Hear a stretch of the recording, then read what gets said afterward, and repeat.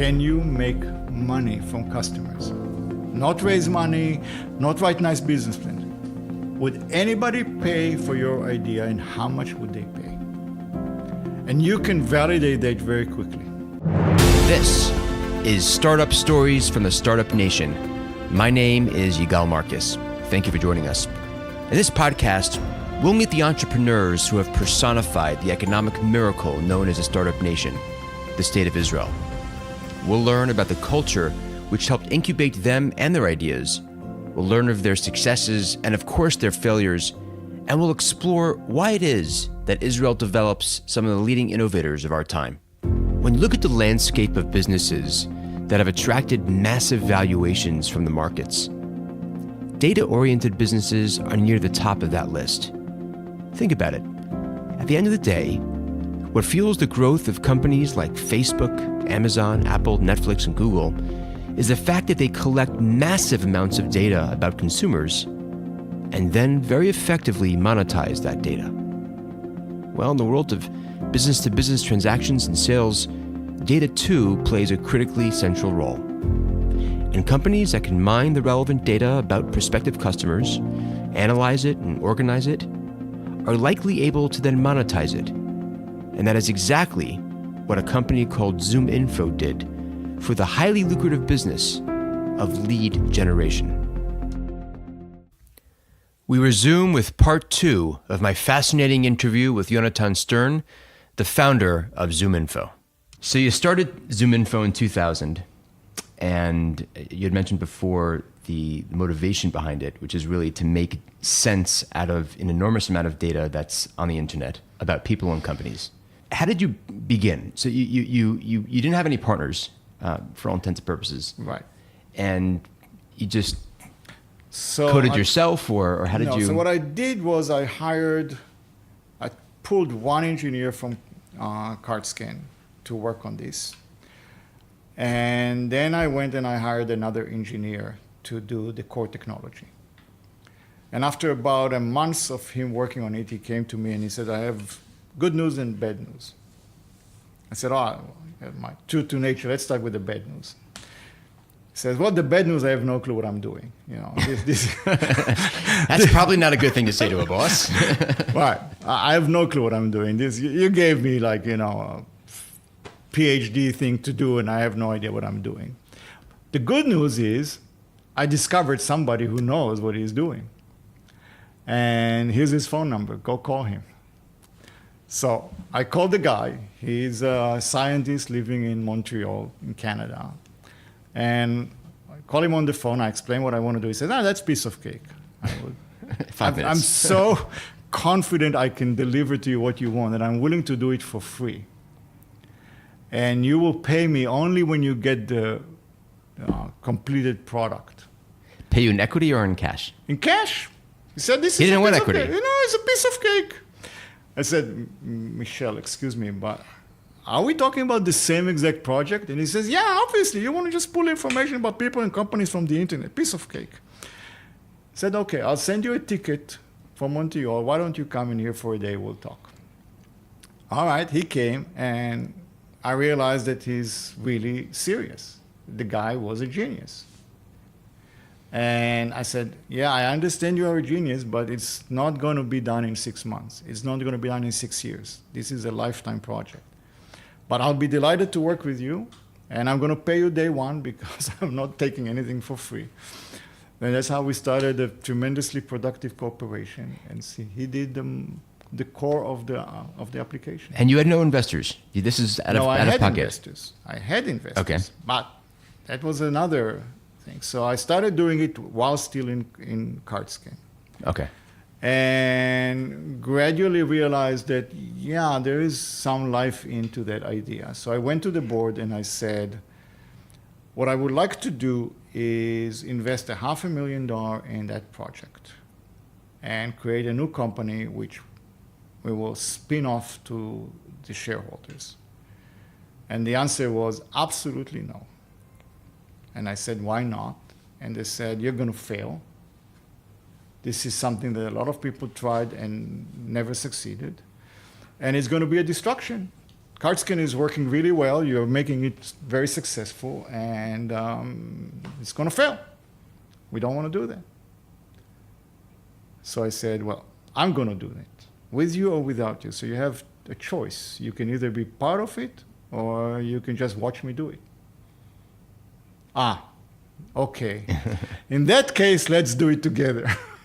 So they actually became so what investors. what we did is something that, structure I'm very proud of, because then I did it again with Bezo. By that time, I had all the documents ready. So what we did is we created another company called, at the time it was called Elion. And the shareholding of Elion was, I got a portion, and all the other shareholders got a portion, pro rata. Okay? So basically, we did a mirror image of the shareholding of CardScan into that new company. That was an empty company. And I got some founders' shares in addition to that. And then we moved the IP from CardScan into that entity, and the 2 engineers I had, that was it. And we financed it through a loan from CardScan to Zoominfo or Elion. And the loan was on a monthly basis. So we didn't just transfer money, but every month we sent an invoice and we got the money. By the time we became profitable, the loan mounted to about $1.5 million. By the time we sold CardScan, we paid back the loan to CardScan. So essentially, the shareholders got Zoominfo for free because that loan was paid back. So they kept their equity stake, but exactly. It was just a front of when we capital. sold CardScan, they already got their money back, with a nice upside. And they had shares in Zoominfo that at the time was a very successful company, did about $16 million in sales at the time. Wow. $14 million in sales at the time. So they were very, very happy. Then we did exactly the same thing about Bezo. But that time... So Bezo is a company you founded in 2008, also from Zoominfo. From Zoominfo. So what happened there, which is a very similar story.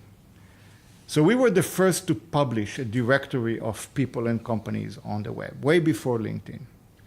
As you mentioned in your opening statements, if you type in a name, chances are you're going to see the Zoominfo. So we did that back in 2005, I think. And started getting tremendous amount of traffic.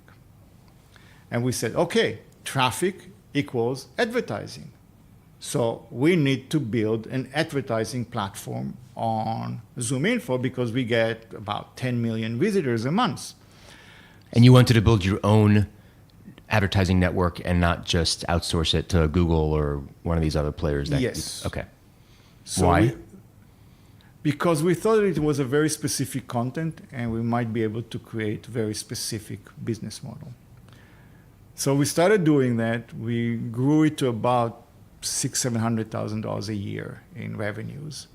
But it wasn't growing as fast as we wanted.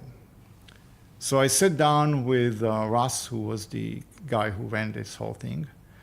And he says, listen, Yonatan, we have the traffic, we have the data, but we don't have the right business model. So we need to rethink our business model. I said, okay.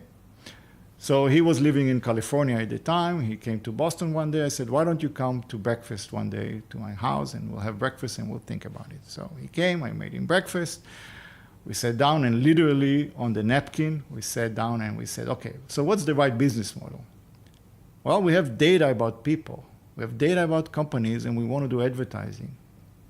And we both said, how about targeting? Which was like, so obvious, right? So Bezo stands for business demographics. That's what Bezo means. Okay? So we build a platform that will allowed advertisers to target the advertising based on your business demographics. So if you are a CEO of a company, you probably want to get different advertising than if you are the receptionist.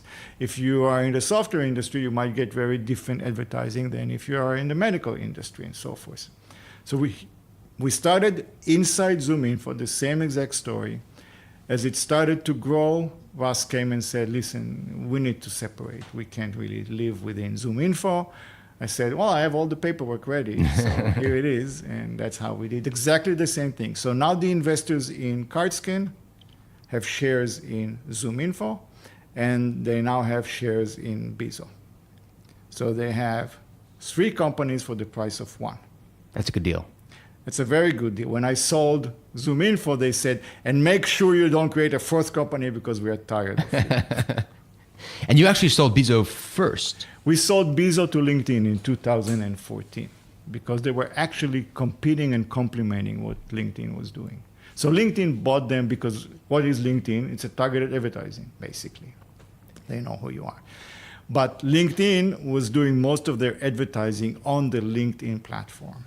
They wanted to expand it so that people will use the LinkedIn data outside of LinkedIn for targeting purposes. That's exactly what Bizo was doing. They thought that by combining forces, they're going to get a much better solution. So you started building the company, and how quickly did revenues ramp up? So as I said, we did $1 million the first year of sales, which was 2002. It grew to 3 million, 6 million, 8 million, whatever. And the company really grew organically. Yes.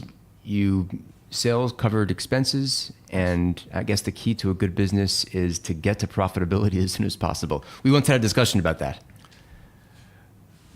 The reason is not so much, because I really like money. That's not the point. It does 2 very, very important things to you. One we covered already. When you ask customers for their money, it's the first time you get an honest answer about the value of your product. So the faster you get to that question, the less mistake you're going to make. So that's why I'm so, insisting that go out and sell, because that will guide you to what are the important features, what are the important markets. It will just force you to be very, very honest about what you do. It'll also, teach you to fail. If failing is part of, some companies fail, and the quicker you can figure that out, the less money you're going to waste and time. And also, when you ask people for their money and they don't give it to you, then you go to another market and you try there. And if they don't give you the money, you go to another market. But you do it quick, as you said. So you figure out very, very quickly what problems you really solve that people are paying to pay money for it. Okay, so to me, that's the best market research ever.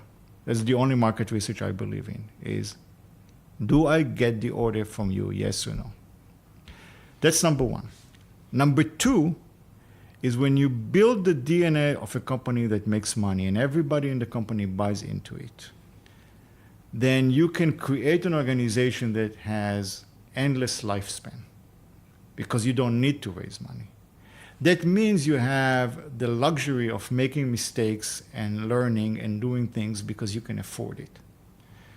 When you lose $100,000 a month, or when you make $100,000 a month, the difference is not $200,000. The difference is if you lose $100,000 a month, you know exactly when you're going to die. If you have $1 million in the bank, you have 10 months. That's it. And you better be raising money, which means you're not paying attention to your business. If you're making $100,000 a month, then you have all the time in the world to make mistakes, learn, figure out your market, and all of that stuff. It's a huge difference. And one more thing, by the way.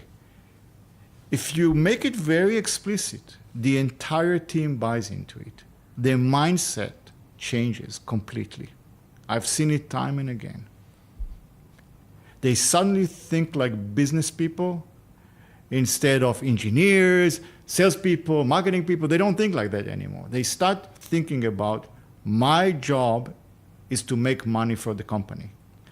And is what I'm doing making money from the company? I had engineers ask me, why am I doing this? Did anybody ever use that? Why am I doing it? And I looked at them and I said, okay, they got the point. They shouldn't do anything that doesn't generate money, because if it generates money, it means somebody needs it. If nobody needs it, it wouldn't generate money. It changes the DNA and the mindset of everybody in the company.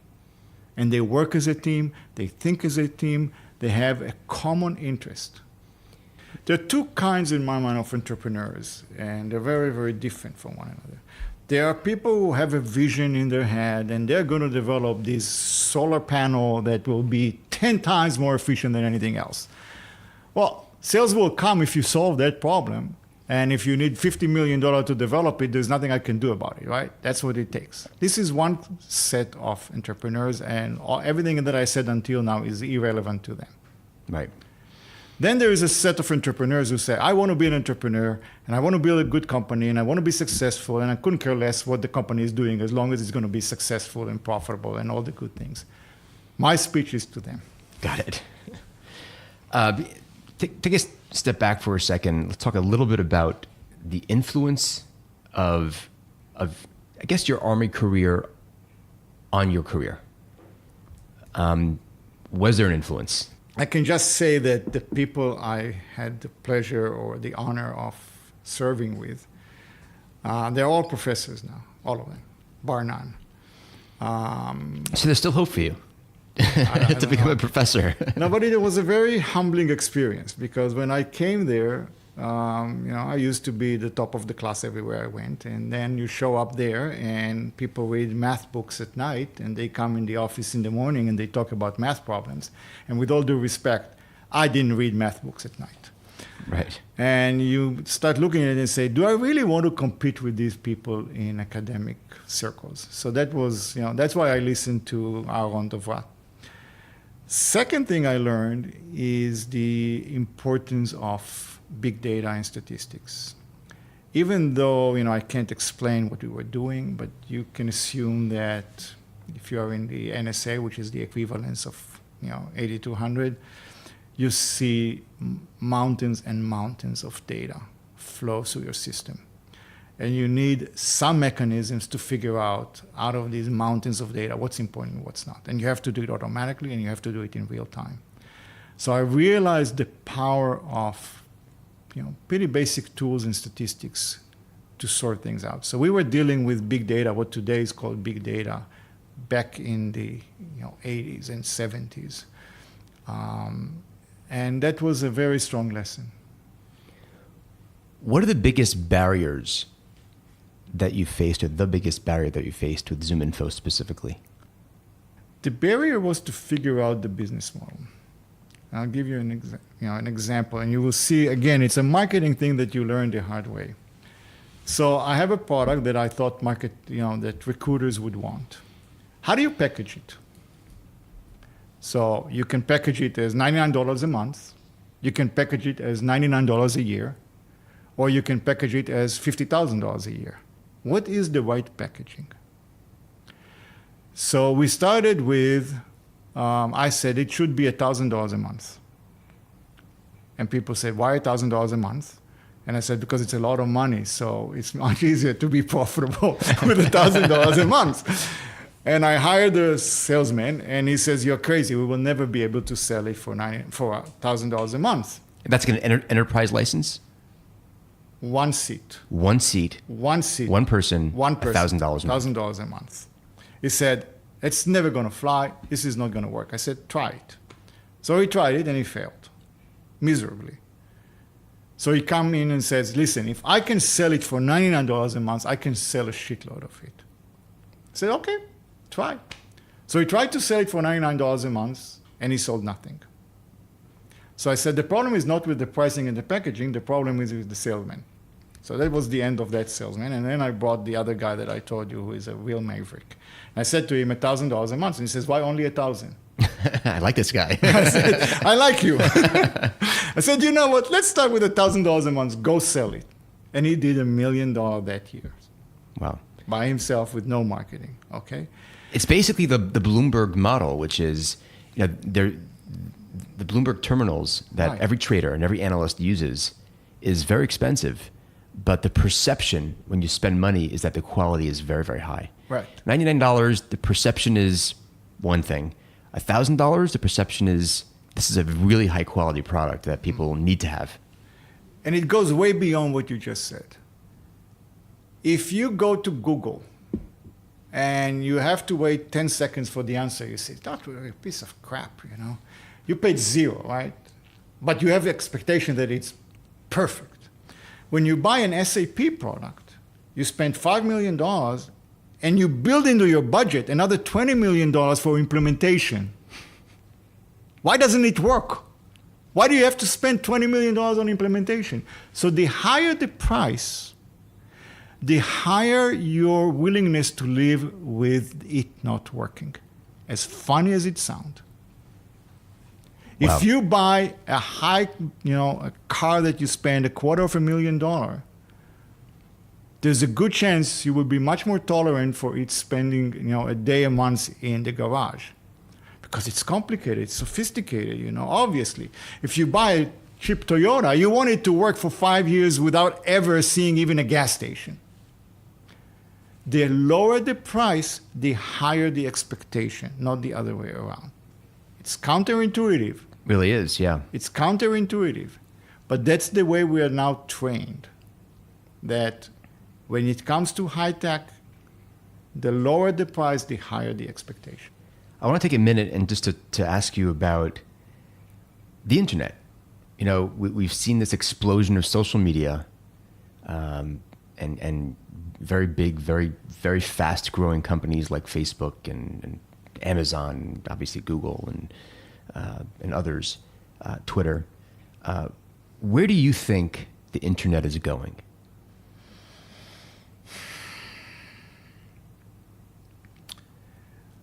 Well, as I told you many times, I think that prediction into the future is very difficult. But I can tell you certain things that are obvious to everybody if you think about them. Fundamentally, the internet connects every two people in the world and actually are a very convenient way of communicating. So that has tremendous impact on the workforce. Without talking about artificial intelligence, everybody is now, artificial intelligence is going to replace everybody. What I'm saying is, you don't need artificial intelligence to replace everybody. Let me give you an example. When was the last time you went to your bank branch? Do you even know where it is? I think I went there once when I opened the account. Okay. Which, by the way, you can do online these days, so I don't even have to go there to do that anymore. Now, what happens to all the people who manned all of these branches? They're out of a job.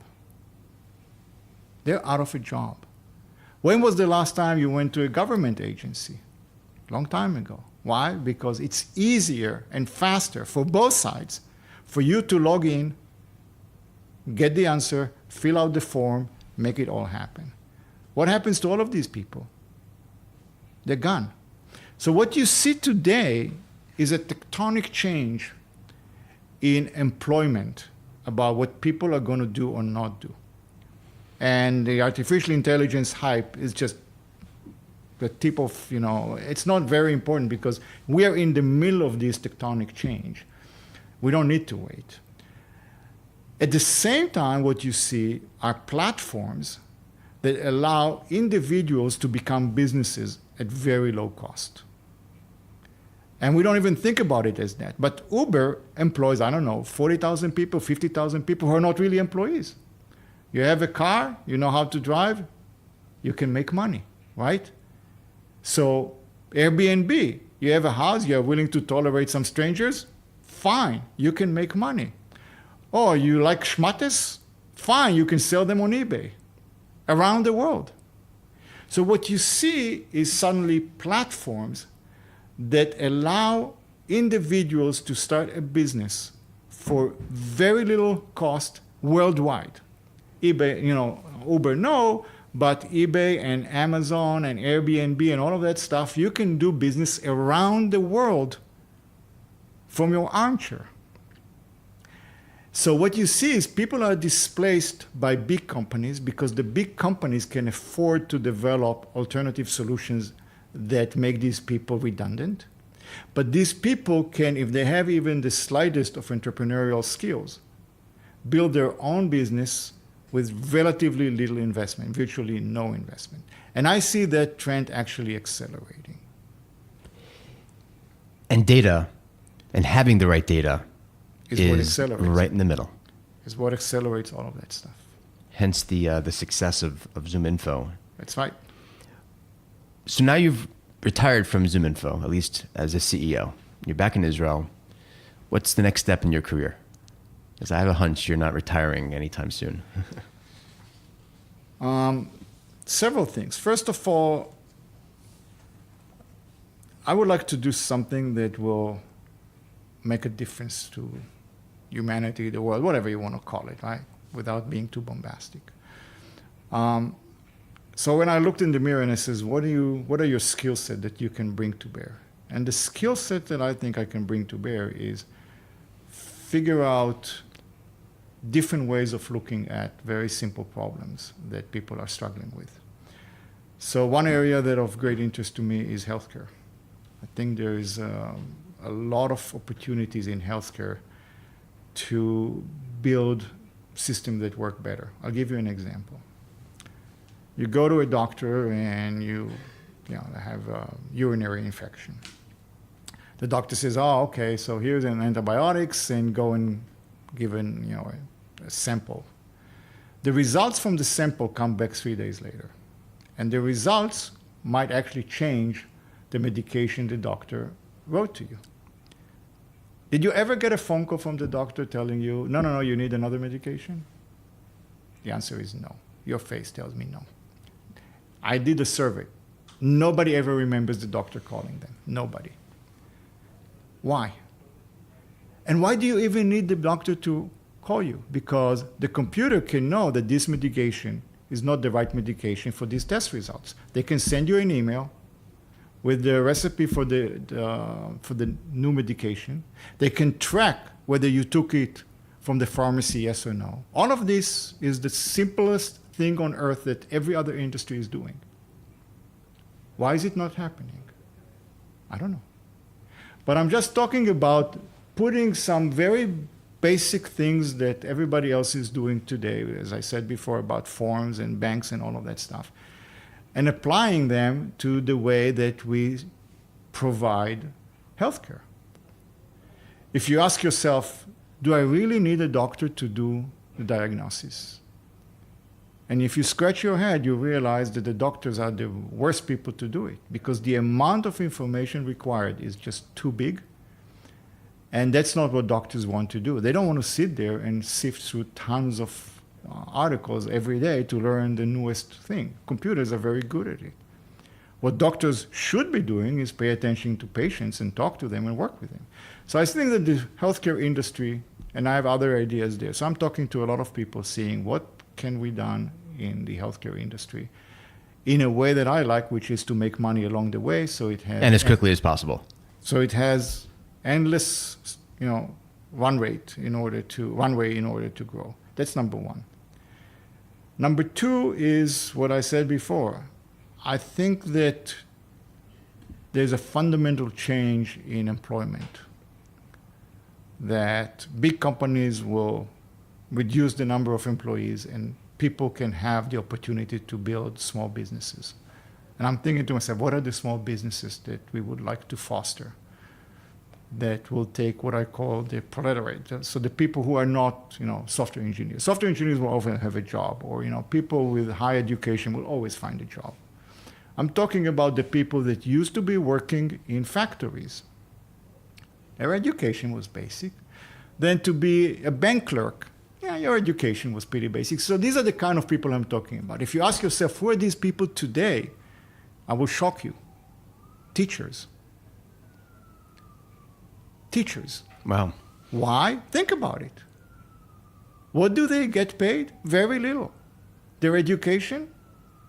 Not great. We complain about it, but we're not willing to pay the bill.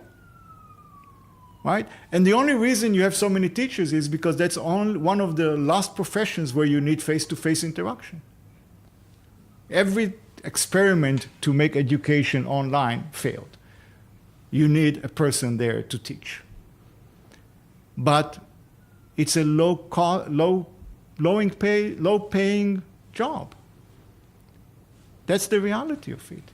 So if you look at what are the jobs of the future, in my mind, these will be the jobs that either allow you to work remotely or allow you to interact with people because your interaction is what's important. Why does Israel create so many great entrepreneurs? What is it about the ecosystem here that churns out entrepreneurs who, in many cases, have been wildly successful in changing the world? I think it's a combination of several things. I was fortunate enough to see what happened in that industry for long periods of time. First of all is the army and the military. So there we needed to do a lot of things ourselves because nobody wanted to sell us stuff. So we had to become, just out of necessity, pretty entrepreneurial. But that's not enough. I think that at least in 8200 unit, they were smart enough to allow people to take the technology out. So, really? Yes. Think about the company that sits right around the corner from here. Nice. I know the founders. What did they do in the army? I can tell you a secret. When I was in the army and we listened to the enemy, we taped the conversation that we eavesdrop on HP tapes, tape machine. And when you wanted to listen to it, you have to rewind it and move it, and you had to figure out there was a counter, and it tells you, oh, the interesting thing is on notch 392. Well, they came up with this wonderful idea that you can digitize the conversation, put it on a disk of a computer, build a nice UI to allow you to do that, and then you can transcript the conversation right on the screen as you listen to it on the screen. Today it looks obvious. It wasn't obvious at the time. When they left the army, they requested permission to use the technology for civilian purposes. Now it looks for you obvious, that everybody is recording your conversation. So they started by selling actually to police and first responders and what have you, and then it spread into that every bank and every call center has it. But originally, it was a military application, an obvious military application. And that's just one example. There are many, many examples because the difference between what you do in the army and what you do in civilian life is very little. It's very little. Okay? To protect your computers against hackers. Obviously, the army is very worried about it, and obviously the army is developing technologies to protect and defend their systems. What's unique about it? Nothing. And then they allowed the people to take these technologies and made it very simple for them. So that's one area. The other area is a small... Do they demand any royalties? No. Which is very smart. Yeah. Which is very smart. I think that it contributed to the success of Israel a lot more than if they got some stupid royalties, which universities require and put a huge barrier to why people don't work with universities. It's just too complicated. Life is too short. So I think that was very, very smart on behalf of the army and so forth. Second, and you can see that the intelligence units spawned many more startups than the Air Force. My interpretation, and again, I have no reason to, I have no proof, but my interpretation is that the Air Force, because they operate highly expensive pieces of equipment. They follow rigor. They follow the rules to the iota. The intelligence corps have, everybody is a wild chaser. They do whatever they want, especially in the technical units. I'm not talking about, the Sayeret Matkal or whatever. So there was a spirit of the Wild West in terms of I can do whatever I want. I can invent whatever I want as long as it works. Everybody is happy. And that fostered a lot of entrepreneurship. People were given some major, major tasks or challenges and were given the ability to do them. Because if they failed, nothing happened. So we didn't get the intelligence we needed, but anyway, we didn't have it before anyway, so who cares? No harm. No harm. Third reason, it's a small country. So you can get things done by personal relationship. So if I needed to go and talk to somebody in the healthcare industry, I just picked up the phone and called somebody, and she called her uncle. That's real story. She called her uncle, and uncle is the head of a department, And I had a meeting within like 2 hours. Because everybody knows everybody in here. So if you don't know them, your sister-in-law knows them. And if your sister-in-law doesn't know them, then somebody that sits 2 chairs from you know them. Which, by the way, when you look at something like LinkedIn or Zoominfo, when you don't know who the other person knows, but now suddenly you do know who that person knows, and the path to that person just became that much shorter as a result of the data that you could gather. That is true in America. Okay. In Israel, you don't need LinkedIn. You just ask. Everybody is LinkedIn in Israel. By definition, they're LinkedIn. But it's beyond that. It's not just that you know them. There is an openness for people to talk to you. There's an openness to work with you and try things. It's kind of a lot more entrepreneurial in the entire fabric of the country. So when you go to a company and you say, I want to try something, they will be much more open to talk to you. Or if you go to an establishment, whether it is the army or Kupat Cholim or whatever, they're more open to talk to you. Just, I don't know why, but they are. So that's, I think, why you have here the fabric to do things faster. Yonatan Stern, thank you very, very much for your time. This was great, and I really appreciate it. You've been listening to Startup Stories from the Startup Nation. I'm the host, Yigal Marcus. The associate producers are Moshe Raps and Avi Maklis, and the senior research analyst is Lior Levin. If you have a startup story that you want to share with us, feel free to reach out to me directly. My email is yigal.marcus@bernstein.com. Or you can also reach us at startupstoriesisrael@gmail.com. Until next time, thank you for listening.